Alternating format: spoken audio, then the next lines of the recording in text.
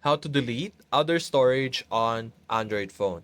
So hello guys and welcome back to today's video.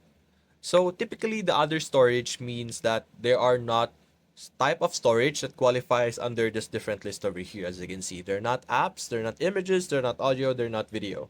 They're just random excess storage or excess files on your phone that are eating up your storage. So for some devices right now or some updated devices, for example, there will be an option over here for us to free up certain storages over here, for example, this one, and it will look for all kinds of files that are being an excess storage, and you could easily clean them up just like this.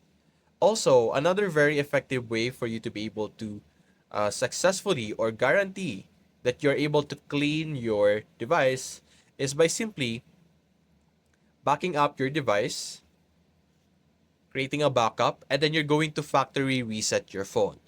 That will ensure that your phone will be in its freshest state without any excess file, without any bloatware or any apps. And then you could just bring back your backed up files, your backed up apps, and so on and so forth, your account, and so on and so forth. So that's actually the best and most effective way to clear up some space or delete the storages or files that are eating up your storage. So that's basically it, guys. If you enjoyed this video, leave a like and subscribe. Thanks for watching.